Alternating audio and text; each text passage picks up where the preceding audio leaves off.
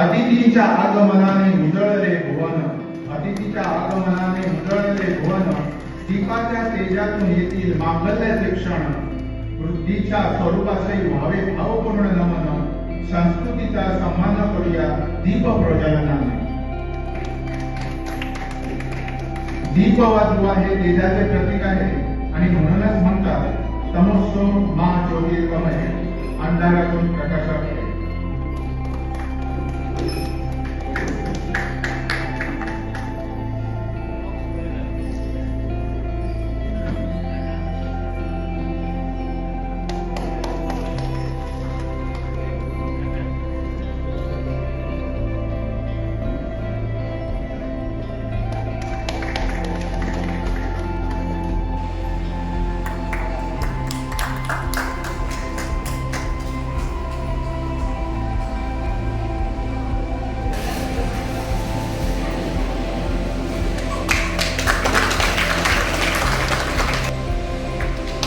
Sir पुढे पाय sir पुढे पाय सर.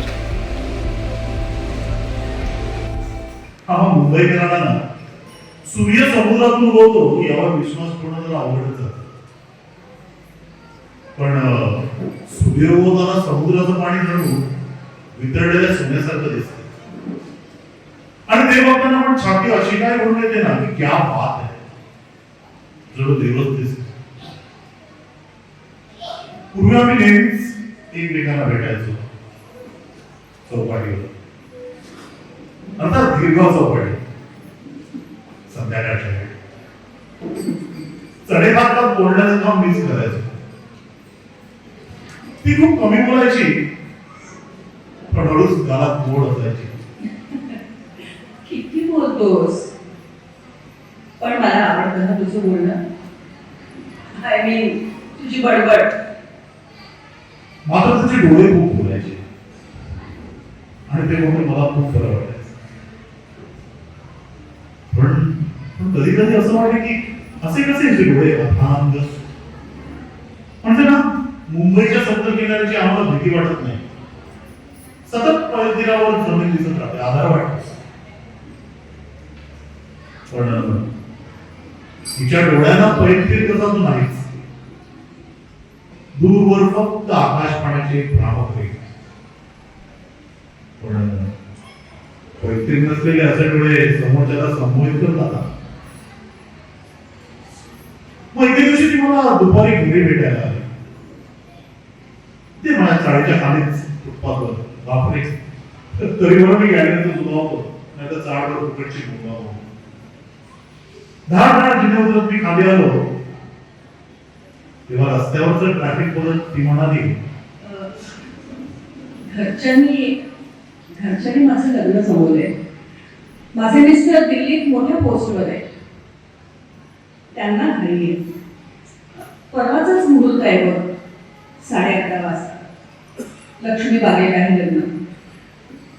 समारंभ तसं घरगुतीच आहे, अगदी मोजके नातेवाईक आणि काही हितचिंतक.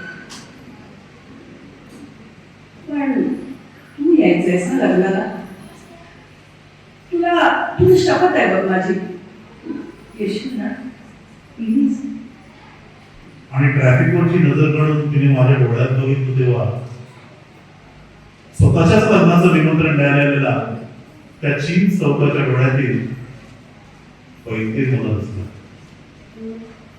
मला असं आलं, अरे देवा, हा सध्या एवढं एवढं. त्याही परिस्थितीत मला हसू आलं. ते नशीब. कॉम्रेड्स, मी म्हणालो, तुझं मोठा लकी आहे तुझं. आणि मी डेफिनेटली येणार. I will be there like a good old boy, don't you worry. आणि आय एम सो हॅपी. म्हणजे it's like a movie function for me. Sir kick बसली ना की गिरगाव पार्ला आणि शिवाजी पार्लेला मराठी शाळेत शिकलेला तरुण मराठीकार पाड इंग्रजी बोलतो. चुकीचं बोलतो पण पाड बोलतो. तशी माझ्याकडे न बघता ती वळली आणि फुटपाथवरच्या गर्दीत लपून गेली. तिच्या लग्नात तिच्या नवऱ्याचा हातात घेत मी म्हणालो काँग्रेस. खूप खूप चांगली बायको म्हणाली तुम्हाला. हे तुम्ही मला सांगताय. तो म्हणाला आणि स्वतःचा हात माझ्या हातून सोडून घेत, अरे साहेब तुम्ही, मॅम तुम्ही पण, what a pleasant surprise. I am really honoured. Ma'am sir एक photo please. It will be a proud memory for me forever. किंवा मात्र सरकारच्या कदम आहे, त्यामुळं इथे पैशांचा काही अभाव नाही. जो काही खर्च करतो ते सर्व सरकारी खर्चामध्ये कार्यक्रम होतात. फक्त सहकार्य आपलं पाहिजे सांगितलं आहे की मराठी आपण शिकलं पाहिजे सर्व. आणि मला माहित आहे की आम्ही जज साहेब न्यायाधीशांचा सत्कार केलाय ती मराठीतून शिकले. डॉक्टर आमशेकर मुंबईचे ते 7वी पर्यंत मराठीमध्ये शिकले आणि अशा मराठी भाषेतून आपण शिकून वर गेलो. मी सुद्धा 4थी पर्यंत मराठी ब्राह्मण विद्यालयामध्ये शिकलो आहे. गाडगे मास्तर त्यांचे चिरंजीव आहेत आपले प्रकाश गाडगे इथं. आणि तुम्ही समजा की मराठी शिकून काही हे होत नाही, पण मराठी शिकल्यानंतर आपली मातृभाषा जी आहे आपण मातृ शिकल्यानंतर आपली पुढची भाषा चांगली होती. आणि आता मला वाटतं मराठी भाषेला अभिजात दर्जा सरकारने दिलेला आहे आणि मुलांचं शिक्षण हे मात्र 1 ते 4थी पर्यंत व्हायलाच पाहिजे.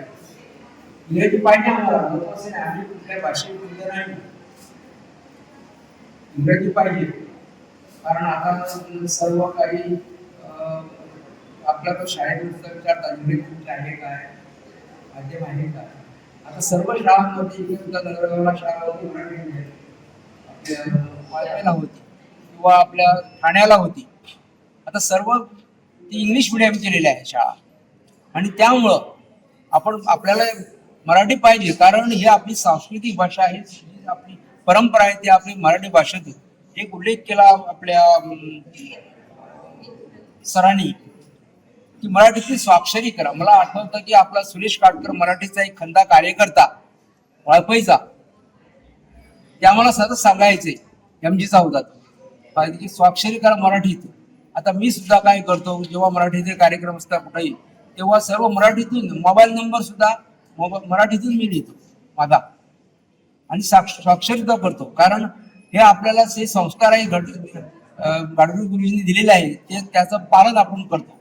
हा शब्दप्रयोग मराठीमध्ये होता आणि गोमंतकामध्ये मराठी भाषा आणि त्या भाषेचं संवर्धन झालं पाहिजे हे आपल्याला आपल्या प्राचार्य अनिल सामंत सरांनी सांगितलंय. आणि अनिल सामंत बोलल्यानंतर माझ्यासारख्या लहानच्या पामरानं बोलणं म्हणजे मला उचित वाटत नाही. तरी सुद्धा मनामध्ये मराठीसाठी असलेली तळमळ, मराठीसाठी असलेली आवड आणि मराठीमध्ये काम करण्याची दिलेली सरकारने संधी आणि त्या सरकारच्या संधीचा गेले 8 वर्ष सतत संपर्कामध्ये मराठी भाषेचा मी आहे आणि मी काहीतरी शिकतो आहे असं मला वाटतं. कारण माझ्या बरोबर असलेले सगळे साहित्यिक, मग आम्ही दोघं चंद्रकांत असो किंवा आमच्या अनिल सामंत सर असो किंवा मयेकर असो किंवा आमच्यामध्ये असलेले अनेक साहित्यिक जे आमच्यामध्ये आहेत त्यांच्याकडून काहीतरी शिकण्याचा मी प्रयत्न करतो आहे आणि शिकतोय म्हणजे गोमंतकामध्ये मराठी फक्त ही रुजू झालेली आहे 70 तालुक्यामध्ये असं नाही. 70 तालुक्यामधून गोमंतकामध्ये घराघरामध्ये त्यांनी सांगितल्याप्रमाणे मराठी भाषा ही घराघरामध्ये, मराठी भाषा ही शाळेमध्ये आणि मराठी भाषा ही देवदेवळामध्ये गेलेली आम्हाला बघायची आहे असं म्हणण्यापेक्षा आम्ही असं म्हणू की गेली 8 वर्ष जे मराठीसाठी आम्ही काम करतो आहे ते अतिशय तळमळीने काम करतो आहे. कैलासवासी मनोहर पर्रिकरांनी गोमंतक मराठी ही गोव्याची मराठी अकादमी म्हणून स्थापन केली आणि 24 मे 1916 रोजी विधिवत या मराठीची स्थापना झाली.